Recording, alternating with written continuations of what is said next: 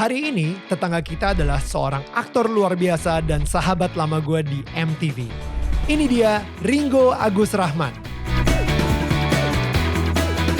Di sini Ringo bercerita bagaimana ia tumbuh menjadi anak yang sering mengecewakan orang tua, sampai sang ibu sempat mengucapkan kata-kata bahwa dia menyesal melahirkan seorang Ringo.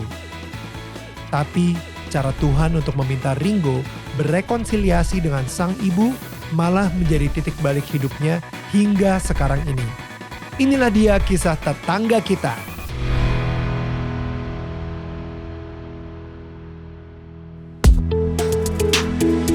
Hai, ini gua Daniel, tetangga kamu. Di sini gua akan ngobrol dengan tetangga gua tentang perjalanan hidup mereka dari kacamata spiritual di saat mereka mengalami situasi tidak pasti dan kekhawatiran, sampai bisa kembali bangkit menjadi orang yang lebih kuat dari sebelumnya. It's gonna be very exclusive and inspiring. Hai semua tetangga yang gue sayangin, well kembali lagi di Daniel tetangga kamu. Dan yes, this is very exciting karena gue kayak semacam reunian lagi gitu sama temen gue di MTV dulu. Tapi sebelum gue ngobrol sama dia, seperti biasa gue pengen ngasih tahu dulu ke kalian kalau misalnya kalian pengen nge-support kita, nge-support channel kita, jangan lupa untuk klik subscribe atau bisa memberikan super thanks yang ada di situ juga, atau kalian bisa menjadi bagian dari tribe kita dengan membeli official merchandise kita di Daniel tetangga kamu. Dan langsung aja di sini ada QR code atau kalian bisa search DMN official merch di semua online shop kesayangan kalian. Langsung aja kalau kayak gitu, ini dia tetangga kita hari ini, Ringo Agus Rahman. What is up? Hai, Bro. hai semuanya, baik. Bro, aduh asli, ini gue tadi aja juga ketemu salah satu teman kita juga gitu yang kayak udah kayak balik ke masa dulu ya, ke masa 2000 dulu. berapa itu MTV ya bro ya? 2006. 2006. Gua 2006. Oke, Ya. gue 2003. Berarti itu 2000. berarti Wait, apa 2005 ya? Gue kayaknya 2005 deh, antara 2005 2006. Ya. itu lu masuk di MTV Gokil. Ya, Ya kan, MTV yang Gokil ngerjain dulu. orang. Ya. Haha. Awalnya VJ guest VJ, Mhm. sampai akhirnya dikontrak jadi VJ-nya di berapa bulan terakhir lah gitu. Right. Ya. Gokil sih bro. Itu gue suka banget nontonin lu di MTV Gokil, dan gue selalu inget ketika lu sosok jadi casting directornya buat Eddie Brokoli. Ya itu. Ya dulu ketika teman-teman kita kerjaannya benar-benar iseng, datang belum ada konsep, kita ngapain ya? Kita mau ngerjain ini, kayaknya kita cuma punya ini, kita mau ngapain ya dengan ini gitu kan dulu kan. Yoi. Cuman ya dulu ya menyenangkan buat waktu zaman muda dulu ya. It's the best banget. Nongkrongnya, gue suka nongkrong di kantor ngapain. Iya. Aduh asli. Dan dari situ pun juga kayak akhirnya lu main film Jomblo. Ya. Gue juga di casting. Gue inget kan kita di casting dapur tuh. film masuk tangga, masuk gang, Aha. ada lu juga waktu itu. Iya. Oke, tapi akhirnya lu yang main, gue enggak gitu. Gue juga gak paham itu gimana ya, gue juga masih casting soalnya waktu itu. Iya. Tapi ya pokoknya wow, maksudnya gue sama lu itu kayaknya lumayan beririsannya udah lumayan sering ketemu juga. Tapi gue sangat excited banget sama project film terbaru lu ini karena kita hampir beririsan juga bro. Ternyata gue tuh harusnya berjodoh sama Daniel Mananta ya. Aduh, Mei, nanti di Mei. Maybe yes, maybe no. Iya, itu juga zaman dulu. Wah gila nih orang gila lama ya, banget. Sorry ya, gue kayak konteks gue itu agak-agak old school gitu. Iya, gue juga masih di situ, belum bisa kemana-mana. Gue masih lama mulu, lagu-lagu lama gitu, film-film pun film-film lama gitu, kayak aduh ada apa dengan gue nih. Tapi bro, ini kan actually hari ini gue excited banget karena I think kita benar-benar pertama kali ya sih bakal ngobrol sesuatu yang cukup deep gitu ya, ketika seorang Ringo kehilangan warna hidupnya. Iya gak sih? Ya.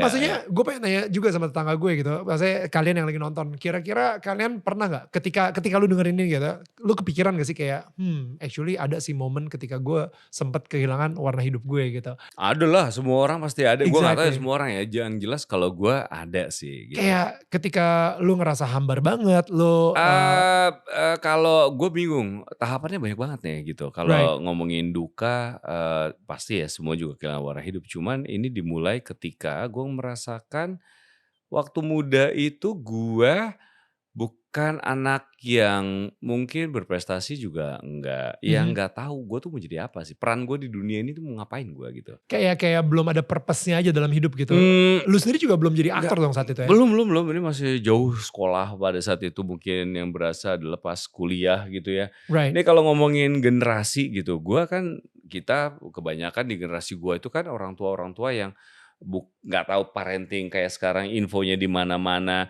Mereka tuh taunya ya kerja Mmm. gitu, terus, kalau misalnya kerja berarti ya gue bisa menghidupi keluarga gue, itu adalah sesuatu yang ideal gitu kan. Tapi kan sebenarnya kan hal yang gue pengen adalah bukan nggak cuman itu. Mhm. Kayak gue ngerasa setelah gue berkeluarga, gue punya anak, gue nge-handle anak gue seperti ini, kok gue ngerasa kayak semakin ke sini, kok ini beda sama sesuatu yang dulu ya. Dan Mmm. gue jadi semakin ngotot untuk tidak, memberikan sesuatu kayak ke anak gue kayak yang waktu dulu. Gue Mmm. ngerti sih situasinya.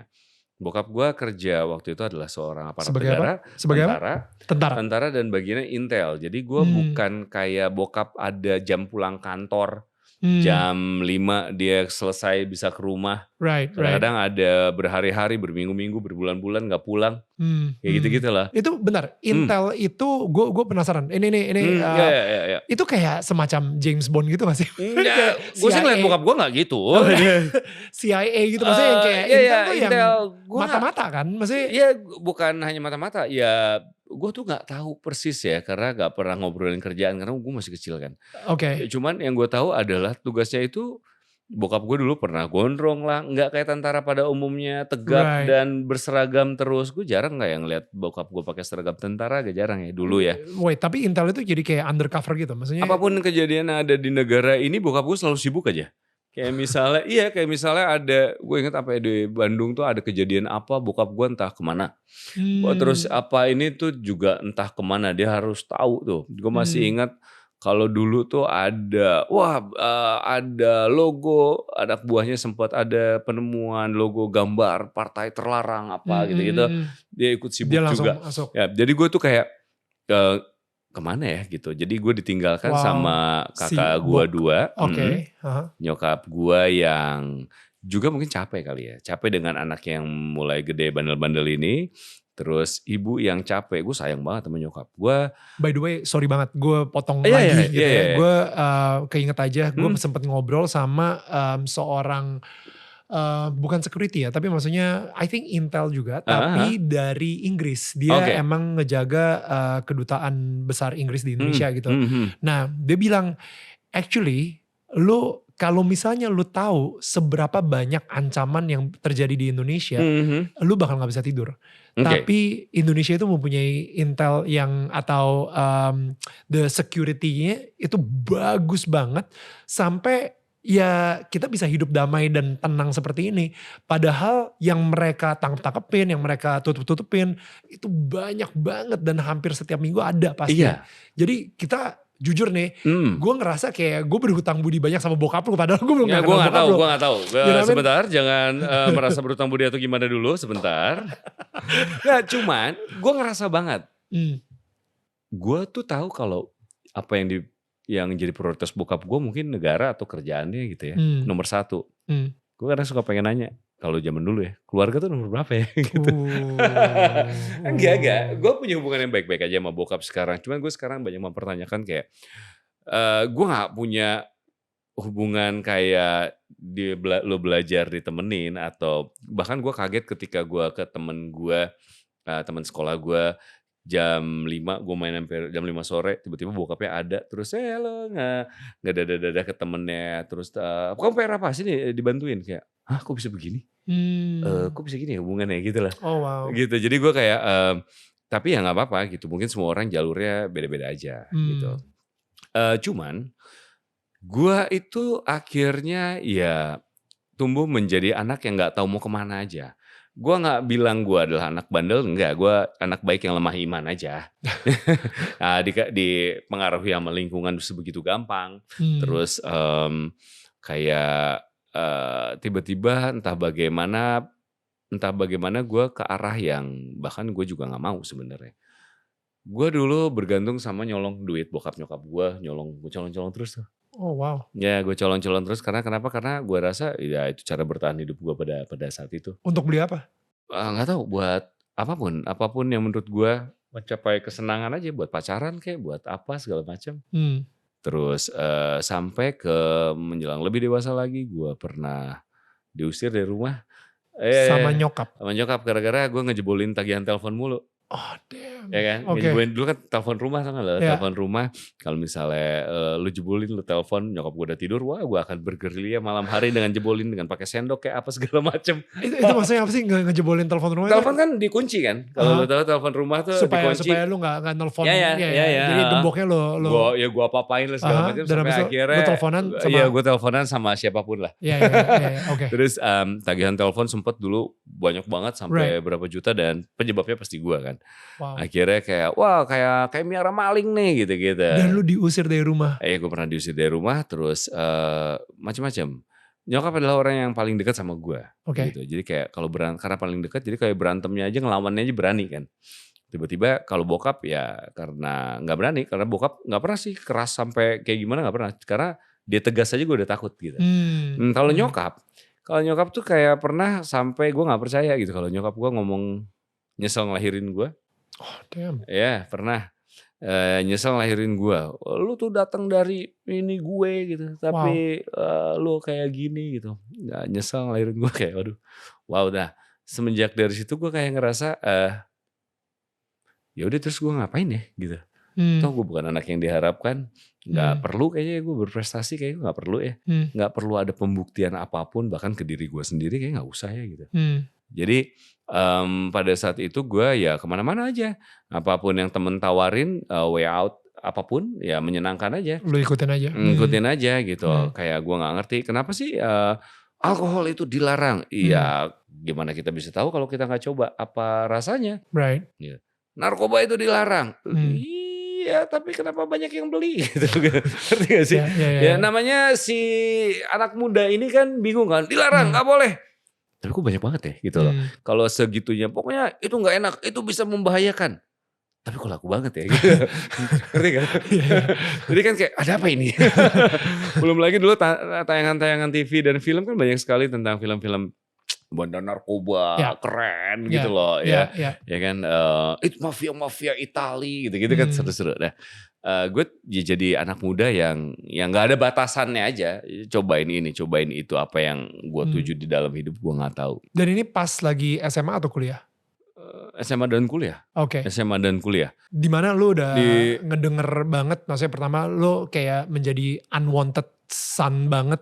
Udah diusir dari rumah dan di mungkin nyokap lu sendiri juga dia nyesel ngomong seperti itu, tapi gue tahu itu adalah bentuk ekspresi marah aja sebenarnya. Lagi marah aja, dia gak bisa ngontrol. Bener. Dan akhirnya dia ngomong kayak gue nyesel ngelahirin lu ke dunia ini, dan habis itu bokap juga gak pernah ada di rumah gitu. Iya kadang-kadang ya terus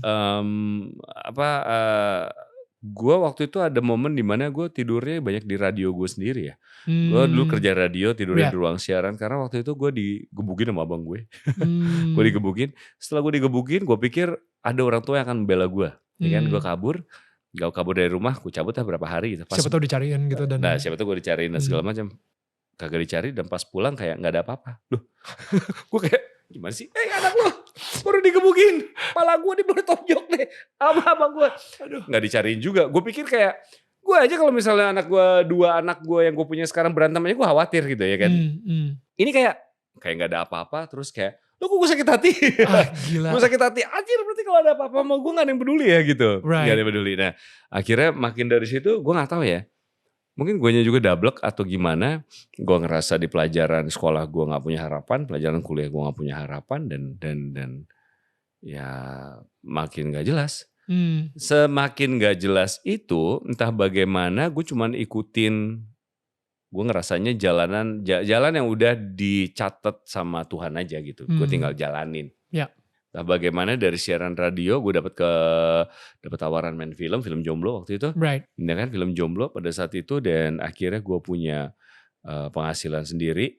Hal yang bagus adalah gue nggak nyolong lagi, ya kan? Gue nggak nyolong lagi dan malah semakin kuat keinginan gue nyenengin nyokap. Dan that's crazy. kenapa? Karena nyokap itu dulu setiap 2 minggu masuk rumah sakit, gue kangen berantem sama nyokap gue. Bahkan gue kangen nyokap gue marahin gue dengan sekuat tenaga gitu lah. Wow. Teriak-teriak. Karena kenapa pada saat itu dia gak bisa marah-marah sama gue. Karena fisiknya udah gak kuat. Karena dia akhirnya kalau kesel atau ribut sama gue lebih memilih untuk diam. Dan pada saat lu dibilang, lu durhaka sekali. Gue tahu kok gue durhaka sekali pada saat nyokap gue ngomong kayak gitu. Jadi gue juga kesannya kayak, kalau yang lu kecewain adalah nyokap dan nyokap lu sampai bilang gitu kan berarti gue juga ngerasa nggak ada artinya lagi di mata Tuhan ini. Apa yang harus gue lakukan kayaknya ya nggak berguna aja. Pelajaran gue udah kayak gitu sebagai anak gue nggak udah nggak itu sebagai kayak makhluk Tuhan juga gue udah ngelakuin hal yang salah banget gitu. Jadi gue nggak relate setiap orang. Dulu keluarga Cemara TV nonton nih gitu. Ya gue lagi bandel-bandelnya gue gak mau lah nonton hal yang moral apa segala macam. Udahlah yang kejadian di TV yang moral itu bukan gue lah gitu loh. Gue anak yang beda aja. Akhirnya ya gue kangen dengan yang tadi gue udah berpenghasilan. Gue pengen nyenengin nyokap dan segala macam. Sampai akhirnya nyokap gue tuh tahun 2011 2012 adalah tahun terburuk dalam hidup gue. Gue masih ingat sampai sekarang. 2011 nyokap gue masuk rumah sakit. Kebiasaannya setiap di rumah sakit tuh selalu sembuh-sembuh aja kan. Selalu pulang ke rumah. Kalau ini tiba-tiba pas terakhir masuk ICU. Yang kita harus gantian masuknya, gak sembarangan. Terus lagi penuh kabel gitu. Gue gak sadar ya hubungan gue dan nyokap gue jauh lebih baik gitu ya. Jauh lebih baik. Dan nyokap tuh deket banget sama gue. Gue tidur sama nyokap tuh sampai gue gede kok. Sampai gue SMP. Kalau setiap gue pulang ke Bandung, gue udah tinggal di Jakarta, gue pengennya tidur sama nyokap gitu. Ya gue selalu tidur sama dia. Gue udah baik-baik aja. Tapi masih terbayang-bayang gue adalah si anak yang pernah mengecewakan nyokap lo ini. Tiba-tiba hal yang paling memaafkan gue dari segala macam perasaan yang gue terus dihantui itu adalah kejadiannya dia masih pakai kabel, ngomong tuh nggak jelas, udah lemes. Tapi gue denger sampai gue nggak percaya nyokap gue ngomong gini. Tiba-tiba megang tangan gue, dengan kabel.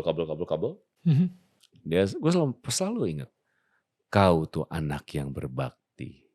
Gue dibilang anak yang berbakti, gue sampai apa mah? Karena gue nggak percaya. Gue lebih siap ngedengerin gue disumpahin lagi deh. Dibandingin bilang kau anak yang berbakti gitu. Kau tuh anak yang berbakti. Gue sampai apa gitu. Terus ada yang ngasih tahu, dibilang katanya kamu tuh anak yang berbakti katanya. Tuh kayak ya semua yang lu lakuin akhirnya kayak beneran ya gue udah dimaafin ya. Sama nyokap, at least sama nyokap gitu loh. Gue gak tahu kayak gimana. Udah. Sampai itu tuh beban paling gede yang mengangkat hidup gue. Sampai akhirnya 2 hari setelahnya tuh besoknya meninggal. Gitu loh. Jadi gue kayak, kalau kata-kata itu gak gue dengar, gue gak tahu lagi tuh hidup gue akan larinya kemana. Nah itu adalah kehilangan warna yang pertama.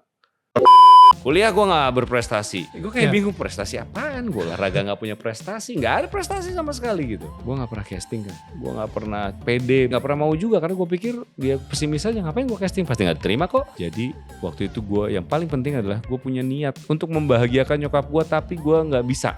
Pokoknya semua yang penting buat gue hilang semua. Nyokap hilang. Hubungan gue hilang. Harta hilang. Gue cuma bisa mengandalkan tubuh gue juga diambil fungsinya. Beneran gak hanya bisa diem aja. Datang ke kuburan nyokap kan gue gak suka. Kenapa? Karena memang gak ada hal lagi yang bisa gue lakuin.